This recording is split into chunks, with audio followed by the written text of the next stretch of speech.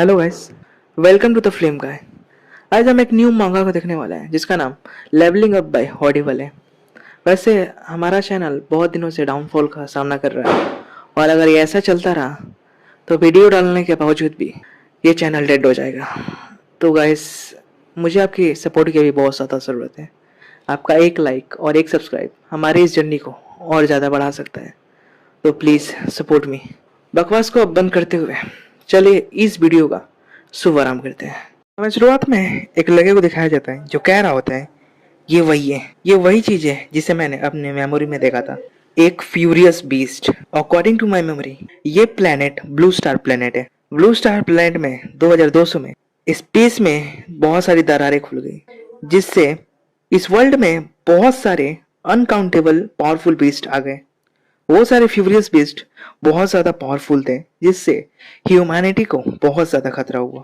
कुछ बीस्टों के साथ लड़ने के बाद कुछ ह्यूमंस ने ये डिस्कवर किया कि इन बीस्टों के अंदर कुछ मिस्टीरियस सब्सटेंस पाया जाता है जिसे यान क्यूबाई कहते हैं। इस मिस्टीरियस सब्सटेंस को अगर ऑब्जर्व किया जाए तो एक्स्ट्रा ऑर्डिनरी पावर मिलती है और जो इस मिस्टीरियस सब्सटेंस को ऑब्जर्व कर एक्स्ट्रा ऑर्डिनरी पावर हासिल करते हैं उसे वॉरियर कहते हैं। और इन वॉरियर्स की मदद से ह्यूमंस ने बंजर जमीनों के नीचे अपने बेस को एस्टेब्लिश किया और बीस्टों के साथ लड़ाई में जुट गए। मैं विश्वास नहीं कर सकता कि मैं अपनी पिछली लाइफ में ज़ॉम्बीज के हाथों मारा गया और जब मेरी आंखें खुली तो मैंने देखा कि मैं वॉरियर्स और फ्यूरियस बीस्ट से भरे इस वर्ल्ड के अंदर हूँ। तभी वो बीस्ट हमारे एमसी पर अटैक करता है। हमारा एमसी कहता है ये फ्यूरियस बीस्ट लाइटनिंग पावर को पोसेस करता है। अगर इस बीस्ट ने मुझे टच किया तो मेरे शरीर के टुकड़े टुकड़े हो जाएंगे। वो अपनी छोटी सी स्वॉर्ड से उसे रोका होता है और उसे जोर से पीछे की ओर धक्का देता है जिससे वो जाके पेड़ों से टकराता है। कई पेड़े उस पर गिर जाते हैं। वो कहता है यही मेरी ओपनिंग है। वो बहुत सारे स्लैश उस पर करता है पर उसकी छोटी सी तलवार उन अटैक से टूट जाती है। वो कहता है एक ऑर्डिनरी वेपन से इस फ्यूरियस बीस्ट को नहीं मारा जा सकता। मैंने बस अपनी एनर्जी वेस्ट की ऐसे अटैक करके। और सबसे बुरी बात यह है कि इस बॉडी के पास कोई भी कल्टीवेशन टैलेंट नहीं है। वो बीस्ट उड़ जाता है और वो बहुत ज्यादा गुस्से में होता है। हमारा एमसी कहता है इस बॉडी के ओनर के पास कोई भी कल्टीवेशन टैलेंट नहीं, इसलिए वो एक छोटी सी ब्लेड लेकर इस जंगल में आ गया, वो भी अकेले। ऐसा लग रहा है कि इस बॉडी का ओरिजिनल ओनर खुद अपनी मौत को दावत देने आया था यहाँ। वो बीस्ट बहुत ज्यादा जोर से चिल्लाता है जिससे हमारा एमसी डर जाता है। वो कहता है मैं इस लाइफ में ऐसा तो नहीं मर सकता। वो कहता है इस बीस्ट के पेट पर ज्यादा हेयर्स नहीं दिख रहे हैं और वहां से ज्यादा इलेक्ट्रिक करंट रिलीज भी नहीं हो रहे हैं। डेफिनेटली इस बीस्ट का वीक पॉइंट वही होगा। वो बीस्ट जो अटैक करने के लिए आगे बढ़ता है, हमारा मेन कैरेक्टर कहता है मैं जिंदा रहूंगा या मर जाऊंगा, सब इस एक स्ट्राइक पर निर्भर रहेगा। तभी हमें किसी को दिखाया जाता है जो अपने एक हाथ से उस बीस्ट को मार देता है। हमारा एमसी उसे देख के शॉक में होता है।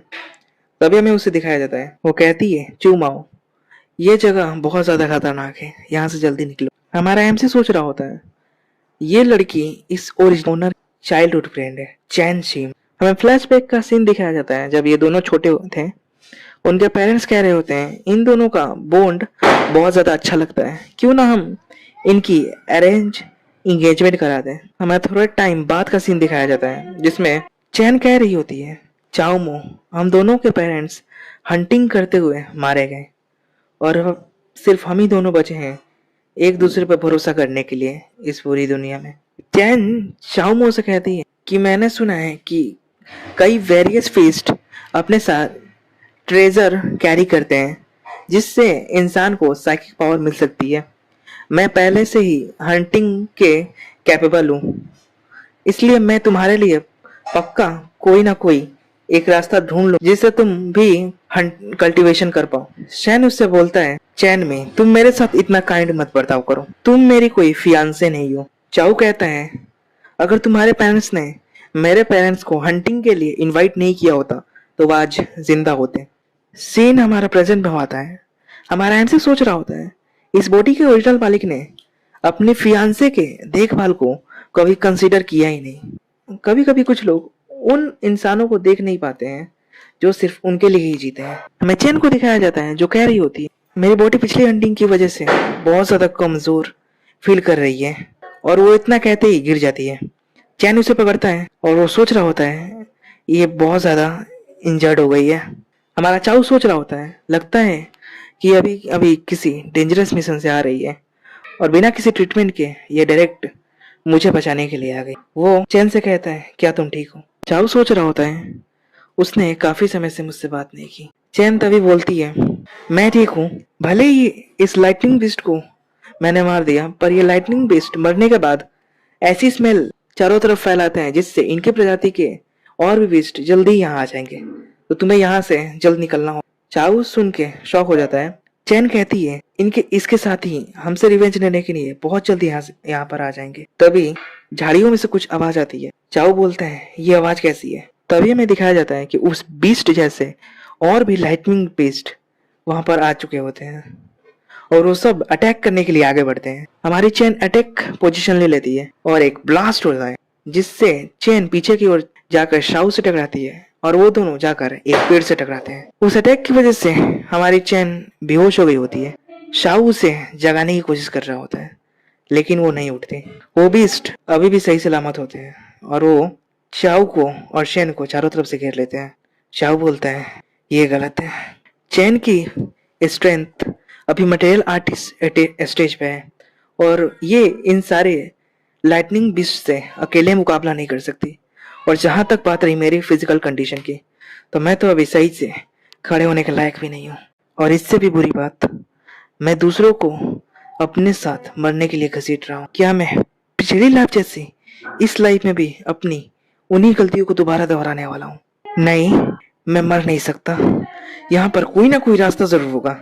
तभी उसका हाथ उस मरे हुए वुल्फ पर जाता है जिसे चेन ने पहले मारा था। उसका हाथ जैसे उस बीस्ट को छूता है उसके सामने एक विंडो ओपन होती है। शाओ कहता है ये क्या है?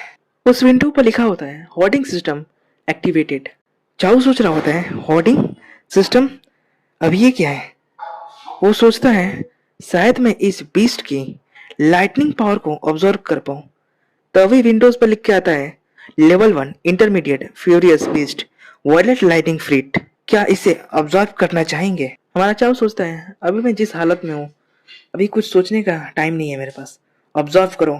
विंडो पर लिख के आता है hoarding successful obtain secondary lighting attribute talent. क्या आप इसे इंटीग्रेट करना चाहेंगे?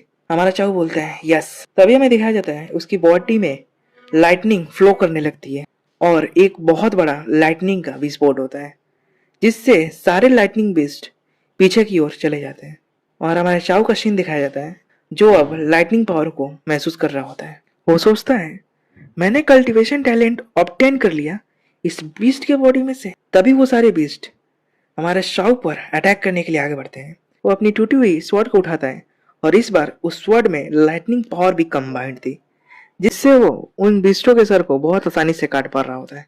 तभी दिखाया जाता है वो कहता है ये सारी पावर मेरी बॉडी में एक जगह इकट्ठा हो रही है। सारे बीस्ट उसके इस पावर को देखकर बहुत ज्यादा डरने लगते हैं। शाओ कहता है मेरी बॉडी का सारा पेन अपने आप गायब हो गया। ऐसा लग रहा है कि मैं और ज्यादा बेहतर हो गया हूँ और मैं इन बीस्टों का अटैक बहुत ज्यादा आसानी से देख पा रहा हूँ। अब इन बीस्टों पर अटैक करना उतना ज्यादा मुश्किल नहीं हो रहा है। मैं इन सारे बीस्टों को मारकर चैन शिव को प्रोटेक्ट करूंगा। वो सारे बीस्टों पर अटैक करने के लिए आगे बढ़ता है और सारी लाइटनिंग पावर को अपनी स्वॉर्ड पर एक जगह इकट्ठा करता है और एक पावरफुल स्लैश के साथ सारे बीस्टों का सर धड़ से अलग कर देता है। अब हमें दिखाया जाता है कि वहां पर कोई भी बीस्ट जिंदा नहीं होता है।